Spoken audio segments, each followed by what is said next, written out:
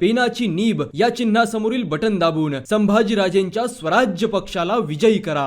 कराडला उपमुख्यमंत्री देवेंद्र फडणवीस आले होते. त्यांची मी काही मुक्ताफळं भाषणातली ऐकली.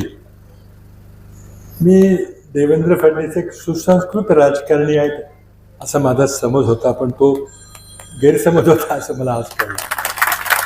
तरी त्यांना मी धन्यवाद देतो की त्यांनी मला एक सर्टिफिकेट दिलेलं आहे की बाबा एक आंतरराष्ट्रीय दर्जाचे राजकारणी आहेत. म्हणजे निदान एवढं तरी झालं की मी काय आंतरराष्ट्रीय दर्जाचा राजकारणी, काय सडकछाप राजकारणी नाही, हे देवेंद्रजींनी सर्टिफिकेट दिले त्याबद्दल त्यांचं धन्यवाद. मी काय माझा सुसंस्कृतपणा सोडणार नाही, कुणी काही कसंही बोललं तरी. पण शेवटी काय की मी मुख्यमंत्री असताना काय काम केलं ते रेकॉर्ड आहे, ते कामं उभी राहिलेली.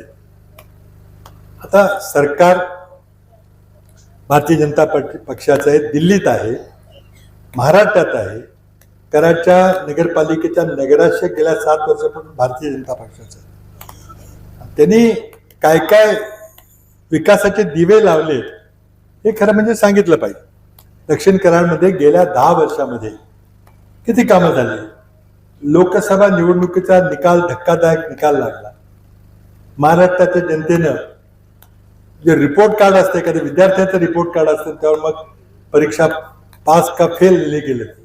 तसं 10 वर्षाच्या फडणवीस आणि मोदी सरकारच्या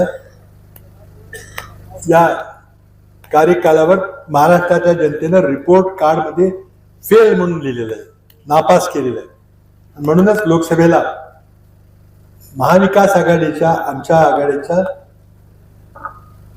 48 पैकी 31 जागा आल्या, त्यांच्या फक्त 17 जागा आल्या.